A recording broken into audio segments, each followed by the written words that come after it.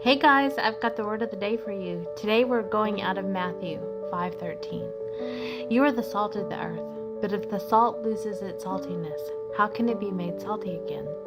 It is no longer good for anything except to be thrown out and trampled by men. Oh goodness, have you ever had a chip that had a lot of salt on it? And it was just enough when you put it in your mouth that saliva just kind of whooshed into your mouth. And have you ever had a chip that had no salt on it and how dry it left your mouth? It seems like it should be the opposite, right? If you have salt. But that salt enhances flavor. It enhances sweetness if you mix it in your baking goods. That's why you always have to add salt, because it enhances the sugar. That is what we are supposed to be. We are supposed to be in this world to be the salt of the earth, to enhance God's goodness and greatness around us, to show His love and His kindness and His greatness to everyone around us. If you cannot be made salty again, you're no longer good for anything except to be thrown out and trampled by men. Where's your saltiness level today? I hope it's up there. I hope it's at the right level where it's not too salty. You know, too much salt, they say, is bad for you. But I think it's the lack of salt that really does damage. I'm going to tell you a story real quick.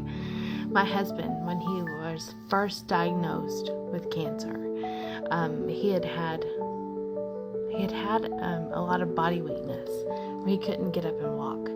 To the point that I called the ambulance. They came and got him. They ran all kinds of tests. He had pneumonia. We had no clue.